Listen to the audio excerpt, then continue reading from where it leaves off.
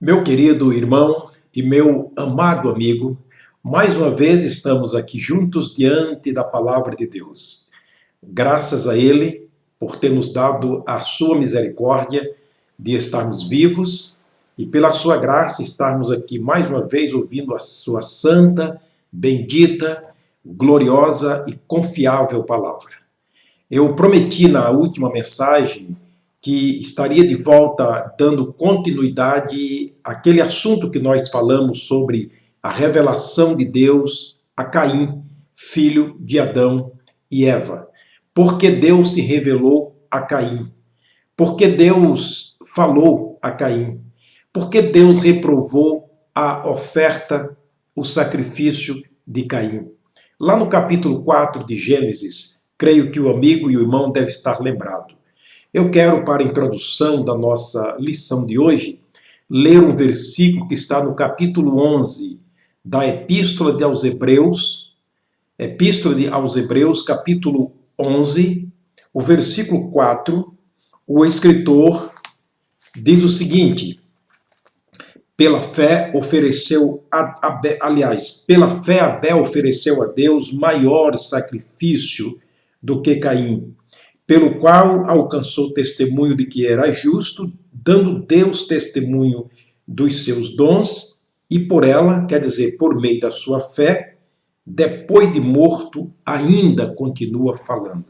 O que será que Abel fez de tamanha relevância ao oferecer o sacrifício a Deus, que o escritor aos Hebreus cita aqui depois de milhares de anos, que ainda por causa daquele testemunho e por causa da sua fé, ainda Deus continua falando a nós, por meio da fé de Abel revelada através do sacrifício que ele fez. Sabe, quando lemos esse texto, quando lemos também Gênesis capítulo 4, a partir do versículo 8, ou a partir do versículo 1, é verdade, são textos que nos traz várias interrogações, várias perguntas, e que muitas vezes, sem o conhecimento da Bíblia Sagrada, nós ficamos sem respostas. Eu gostaria de ler mais uma vez o versículo 4 do capítulo 11 de Gênesis, aliás, de Hebreus.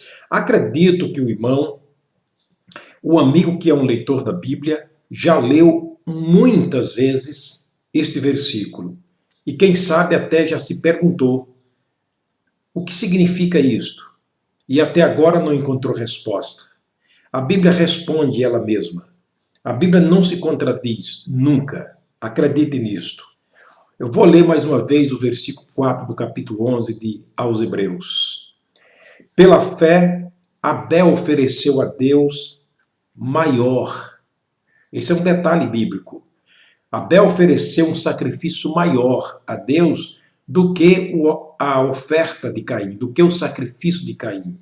De maneira que, por causa disto, ele alcançou testemunho de que era justo. E até hoje, por causa disto, a sua fé continua falando a nós. Isso é interessante, não é? Voltando para o livro de Gênesis, nós temos aqui uma compreensão clara do que o escritor aos Hebreus está falando. Mas antes disso, eu quero orar pedindo a Deus para que abra nossa mente, para que possamos compreender aquilo que Ele quer falar conosco. Oremos então. Senhor, estamos diante da Tua santa, bendita, gloriosa e confiável palavra. Mas nós não temos, ó Deus, a capacidade de compreender a Tua palavra, a não ser pelo Teu Espírito Santo. Por isso pedimos que o Espírito do Senhor, neste momento, abra as nossas mentes. Ajuda-nos a compreender a Tua palavra. Que esta palavra possa nos conduzir, ó Deus, a uma fé maior, a uma praticidade maior da nossa fé, e possa conduzir aquele que ainda não creu no Senhor a crer no Senhor Jesus, alcançando por meio dela a salvação eterna. Eu oro agradecido no nome do Senhor Jesus. Amém. Olha agora, querido, o texto de Gênesis capítulo 4. Eu vou ler o versículo 2. E deu à luz mais a seu irmão Abel. Está falando de Eva. E o verso 2, o versículo 1 diz que Eva deu à luz a Caim. Caim é o filho mais velho de Adão e Eva. O versículo 2 diz que Adão conheceu a Eva e essa deu à luz mais a Caim, o Abel, seu filho, o seu segundo filho. Logo no versículo 3 você acha uma informação interessante. E aconteceu ao cabo de dias que Caim trouxe do fruto da terra uma oferta ao Senhor. Observe. Aconteceu que ao cabo de dias Caim trouxe do fruto da terra uma oferta ao Senhor. Essa é uma expressão que aparece no texto que precisamos atentarmos para entendermos o que está escrito nos versículos posteriores. O versículo 7 diz: E Abel também trouxe dos primogênitos das suas ovelhas e da sua gordura. E atentou o Senhor para Abel e para a sua oferta. O verso 5 diz: Mas para Caim e para a sua oferta, Deus não atentou.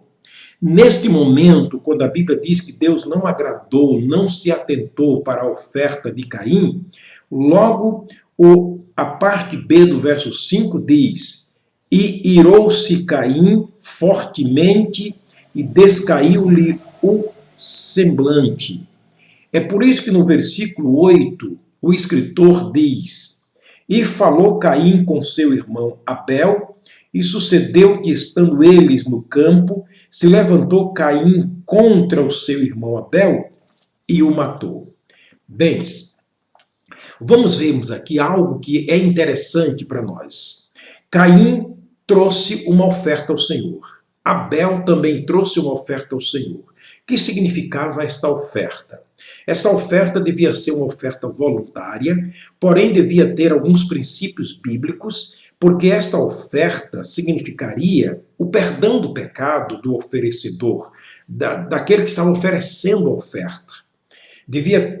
Quando Deus olhava e via a atitude, via o coração, via a fé, mas sobre tudo isto, via ali inserido naquela oferta os princípios estabelecidos por Deus, porque Deus trabalha com princípios, então Deus se agradaria da oferta e o pecado do ofertante era então perdoado. Significa que Caim ofereceu a oferta e não foi perdoado, porque Deus não aceitou a sua oferta. Deus não viu na oferta de Caim algo que lhe atraísse. No entanto, como disse o escritor aos Hebreus, Caim ofereceu um sacrifício maior. Maior em quê? Em tamanho? Em valor? Em durabilidade? Não. Ele está falando no sentido de qualidade, no sentido de princípios bíblicos que Deus havia estabelecido para que pudesse estar incluído ou inserido na oferta quando fosse trazido diante ou trazida diante do Senhor. Vejamos aqui uma coisa interessante. O irmão e amigo deve estar lembrado que quando Adão, o pai de Caim e Abel, pecou no jardim do Éden, ele e sua esposa Eva, eles foram banidos da face do Senhor, eles foram separados do Senhor. E ali, a Bíblia diz que Deus amaldiçoou tanto Adão como Eva, impondo-lhes castigo e como que resultado do seu pecado. Aquilo que nós chamamos de consequências do pecado. Eva teria filhos com dor de parto e Adão, ou seja, Adão iria ganhar o seu pão a partir do derramamento do suor, do esforço pessoal. Ele teria que se esforçar para conseguir o seu pão. E a terra? O que Deus fez com a terra? Ele disse: maldita é a terra por tua causa. Então a terra, a partir daquele momento, iria produzir espinhos e abrolhos e seria amaldiçoada. O que Caim trouxe para oferecer ao Senhor? Ele trouxe do fruto da terra cuja Deus tinha amaldiçoado, e quando Deus olha na oferta de Abel, de Caim, melhor dizendo, ele viu ali o quê? Ele viu o resultado o produto de uma terra amaldiçoada, ele viu naquela oferta inserido ali o suor de Adão, aliás, desculpe, de Caim, ele viu ali o próprio trabalho laborioso de Caim, ele viu uma obra humana na obra de Caim, na oferta de Caim. Ele não estava vendo ali um ato de fé e nem tampouco ele estava vendo ali na pessoa de Caim, ou seja, na oferta de Caim, os princípios que ele havia estabelecido. Quais eram os princípios que Deus havia estabelecido? Deus tinha dado uma lição para Adão e Eva e, obviamente, para os seus filhos e para a raça inteira. A partir daquele momento, é uma lição que poderia ser usada, o princípio que deveria ser usado cada vez que alguém se apresentasse diante de Deus. Você se lembra que quando, no capítulo 3, versículo 7 especialmente, que quando Adão e Eva comeram o fruto proibido, eles abriram os olhos e viram que estavam nus? É claro que você se lembra disso. E, naquele momento, o que eles fizeram? Eles providenciaram, aqui entra uma palavra interessante, que é a providência do homem. Eles providenciaram folhas de figos, de figueiras, cozeram para si, fizeram para si aventais. E naquele momento, eles estavam agora vestidos toscamente, com uma roupa que não era realmente uma providência de Deus. Eles tinham providenciado, é bom lembrar disso. Eles, Adão e Eva, providenciaram a sua própria roupa. Deus disse, não aceito isto. Não aceito que o homem venha cobrir o seu pecado, a sua vergonha, com algo que ele mesmo tenha fabricado, porque Deus não aceita a providência humana no que diz respeito ao seu pecado, o nosso pecado. O que Deus fez? Ele vai ao rebanho, pega um cordeiro, mata o cordeiro, derrama o sangue do cordeiro, é claro, tira-lhe a vida e tira a pele, o couro daquele carneiro e traz e faz roupa para Adão e Eva. Não é interessante? Então estava ali na roupagem de Adão e Eva agora uma providência de Deus. Foi Deus indo, pegando o cordeiro, tirando-lhe a vida, derramando-lhe o sangue e trazendo a pele e da pele fazendo roupa para Adão e Eva. Por mais esquisito que você acha isto, esta roupa deles, mas ali estava a providência de Deus. Deus estava providenciando algo melhor, quer dizer, algo importante, algo sublime, porque aquilo tinha um significado. Quando você chega no versículo 15 do capítulo 3 de Gênesis, ali Deus faz uma sublime promessa. Ele disse, vou ler para você o capítulo 3, versículo 15, e porém inimizade entre ti e a mulher, e entre a tua semente e a sua semente, esta te ferirá a cabeça e tu lhes ferirá o calcanhar. 700 anos aproximadamente após essa promessa de Deus ter prometido um Salvador, ter prometido um Redentor que viria para ser machucado o seu calcanhar pela serpente que o havia enganado Eva e Adão, 700 anos mais ou menos após, o profeta Isaías vem profetizando sobre esse Cordeiro de Deus, no capítulo 53 de Isaías, e olha o que ele diz aqui, isso é interessante. Capítulo 53, a partir do versículo 2, ele diz, porque foi, aliás, eu vou ler a partir do versículo 4. Era desprezado e o mais indigno, vou repetir, era desprezado e o mais rejeitado entre os homens, homem de dores e experimentado nos trabalhos, e como um de quem os homens escondiam o rosto, e era desprezado e não fizemos dele caso algum. Verdadeiramente ele tomou sobre si as nossas enfermidades e as nossas dores levou sobre si. E nós o reputávamos por aflito, ferido de Deus e oprimido. Mas ele foi ferido, lembra de Gênesis capítulo 3, versículo 15? Deus disse, ele será ferido, no calcanhar. E a Bíblia diz, mas ele foi ferido por causa das nossas transgressões e moído por causa das nossas iniquidades. O castigo que nos traz a paz estava sobre ele, e pelas suas pisaduras fomos sarados. É interessante a Bíblia Sagrada. Então Caim trouxe uma oferta que não representava esses princípios. Essa, como diz o escritor aos Hebreus, esta sombra de bênçãos futuras, de coisas futuras que aconteceria no futuro, na pessoa do Senhor Jesus. Quando Deus fala em Gênesis capítulo 3, versículo 15, ele está prometendo para o pecador o Senhor Jesus, que daria a sua vida, que derramaria seu sangue, que seria ferido, que seria esmagado, que iria para a cruz, suas mãos seriam perfuradas, seus pés, seu lado seria traspassado, por causa dos meus e dos seus pecados. No sacrifício que ele faz lá no Éden, matando aquele cordeiro, tirando a pele, trazendo para vestir Adão e Eva, estava dizendo, olha, a minha providência é assim, eu não vou cobrir, vocês encobriram o pecado de vocês com folhas, mas eu vou cobrir o pecado de vocês através de algo muito mais importante, como que a pele de um cordeiro. Alguém precisa morrer para que os pecados de vocês sejam perdoados. Agora, voltemos para Gênesis capítulo 4 e vamos ler o versículo 4 especialmente. E Abel também trouxe dos primogênitos das suas ovelhas e da sua gordura. E atentou o Senhor para a oferta de Abel, para Abel e para a sua oferta. Agora, sim, Deus agradou de Abel e da sua oferta. O que Deus estava vendo em Abel e na sua oferta? Tu imagina agora Deus vendo, no momento de ser oferecido o sacrifício, a oferta, Abel saindo de casa, indo até o rebanho, a pastagem, selecionando entre os cordeiros o melhor que ele tinha. Aquele mais bonito, mais lindo. A Bíblia diz que ele pegou o primogênito.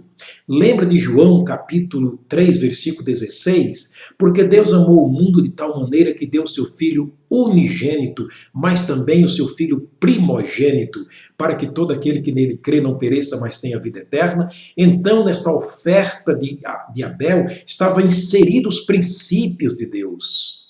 E por isso que o escritor aos Hebreus diz que ele ofereceu uma oferta maior, um sacrifício maior, maior em qualidade, maior em princípios estabelecidos por Deus. Ele seleciona o cordeiro, ele mata o cordeiro, ele tira o couro do cordeiro, ele oferece a carne do cordeiro em sacrifício perante o Senhor, e Deus se agradou disto.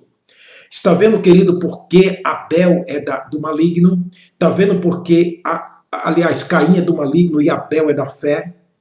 A Bíblia diz que Caim é do maligno, mas Abel é um homem da fé. Pela fé ofereceu. Está inserido outro princípio interessante aqui, que é a fé, que é o princípio das coisas que se espera, porque fé é princípio.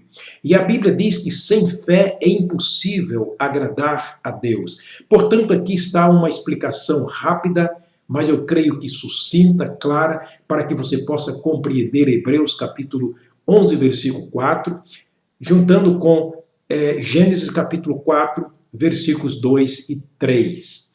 Então, nesse caso, Deus não aceitou a oferta de Caim porque não havia os princípios dele, os princípios estabelecidos por ele. Abel, na verdade, ofereceu um sacrifício que tipificava a morte substituta de Jesus na cruz do Calvário, quer dizer, substituindo a mim, substituindo a você. Cada vez que um carneiro, que um cordeiro, que o sacrifício era oferecido no Velho Testamento, no altar de Deus, e quem estava oferecendo saía vivo do altar, significava que Deus havia perdoado o pecado. Significava que o animal também tinha morrido, tinha sido oferecido em sacrifício. Querido, quando os dois saíram daquele ambiente, oferecendo a Deus sacrifício, os dois saíram vivos? Sim, pastor, é claro, saíram vivos. a ponto de Caim matar Abel. Sim, mas espiritualmente Caim estava morto, estava separado de Deus. Por isso o diabo usou aquele homem para matar o seu próprio irmão. Ele estava totalmente morto espiritualmente, sem a presença e sem a graça de Deus. Agora Abel não, saiu dali vivo espiritualmente, a ponto de que quando ele morreu, ele compareceu-se diante de Deus pessoalmente, naquele momento, quando foi tirada a sua vida. Queridos, espero que eu tenha sido muito claro nessa explicação e que você tenha compreendido. Porém, eu quero falar a você que é salvo em Cristo Jesus. Como você tem oferecido os seus sacrifícios a Deus? Como você tem demonstrado sua fé a Deus? Nós oferecemos hoje a nossa fé a Deus a partir do momento que nós nos oferecemos a Ele. Nós temos os cultos na nossa igreja, nós temos nossas reuniões espirituais. O princípio não mudou, absolutamente não. Hebreus, aliás, no livro de Romanos, capítulo 12, Paulo escreveu: rogo-vos, pois, irmãos, pela compaixão de Deus, que apresenteis os vossos corpos em sacrifício vivo, santo e agradável a Deus. Ele diz, não sede conformados com este mundo, mas sede transformados pela renovação do vosso entendimento. Apresente os vossos corpos em sacrifício vivo, não mortos, mas sacrifícios vivos, santos e agradáveis a Deus. Ele diz, porque este é o nosso culto racional, é o culto da razão, é o culto que tem princípio bíblico, é um culto que tem os princípios que Deus deixou na sua palavra. E ele vai dizer, com a finalidade de experimentarem, descobrirem, executarem, praticarem a boa, agradável e perfeita vontade de Deus. Como têm sido nossas ofertas para Deus? Como têm sido nossos dízimos para Deus? Tem sido o primeiro? Tem sido a primeira parte? Tem sido aquele primeiro dinheiro do pagamento que recebemos, do Bolsa Família que recebemos, da emergência social que recebemos, ou deixamos para entregar para Ele a última? Deus não vai se agradar, porque Deus não se agrada de algo que não esteja inserido ali os princípios dele na sua palavra. Vamos demonstrar a nossa fé para Deus? Vamos deixar Deus falar através do nosso testemunho, e Ele só pode falar pelo nosso testemunho quando nós damos o primeiro para Ele. Como tem sido o nosso tempo para Deus? Temos oferecido o nosso primeiro momento do nosso tempo para Ele, lendo a Bíblia, orando, cantando, ou a gente deixa para fazer isso no final do dia? Olha, a Bíblia diz em Mateus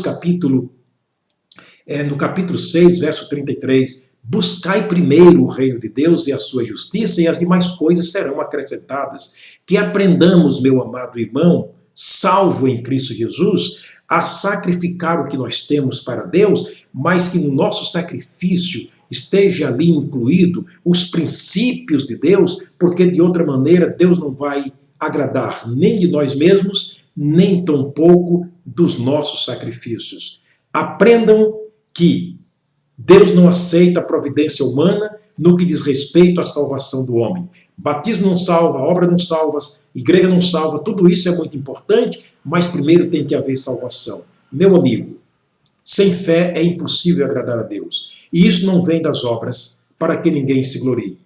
Não vem daquilo que nós fazemos. Vem diretamente de Deus para nós. Deixa Deus agir na tua vida, deixa Deus salvar a tua vida, a vida da tua família, e só assim você terá a certeza absoluta da sua salvação em Cristo. Pelas obras da lei, ninguém, absolutamente ninguém, será justificado diante de Deus. Mas, pela fé, todos temos acesso ao Pai no mesmo Espírito, pelo próprio Jesus, aquele que se ofereceu um dia na cruz do Calvário como o verdadeiro Cordeiro de Deus, aquele que estava tipificado pelo sacrifício de Abel, dando a sua própria vida para nos salvar, para cobrir os nossos pecados. O João escreveu na sua primeira epístola, capítulo 1, versículo 7, o sangue de Jesus, seu Filho, nos purifica de todo pecado. O Senhor te abençoe, o Senhor te guarde, que essa palavra continue falando ao teu coração. Até a próxima mensagem, se o Senhor nos permitir. Obrigado pela sua atenção, obrigado pela sua participação. Que Deus te abençoe.